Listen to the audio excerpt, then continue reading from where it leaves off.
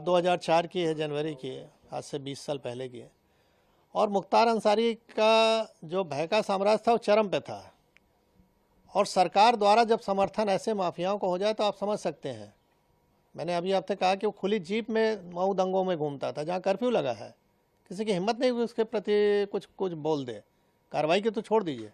और उस समय मैंने लाइट मशीन गन रिकवर की।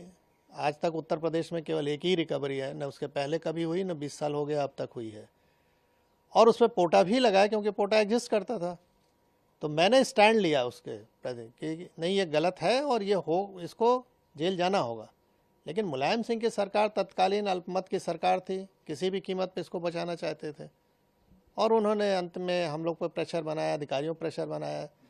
जब कोई नहीं सुना तो आईजी जोन जो थे उनका ट्रांसफ़र, डीआईजी रेंज का ट्रांसफ़र, एसएसपी एसटीएफ हमारे थे उनका ट्रांसफ़र, और अंत में ऐसा माहौल बनाया गया कि मुझे भी रिज़ाइन करना पड़ा 15 दिन बाद ही।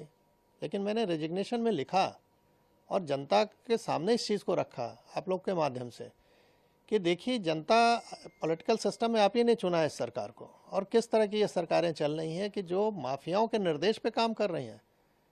हम लोग चुन के आते हैं, सेलेक्ट होते हैं, नहीं जब तो बोला जाता है कि आप पब्लिक सर्वेंट हैं।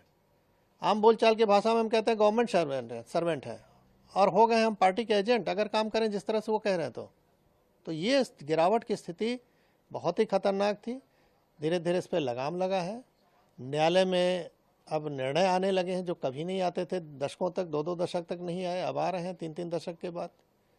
तो स्थिति बदली है, नो डाउट, और उसका नतीजा आप लोग देख रहे हैं कि अपराध में कुछ भी हो रहा है।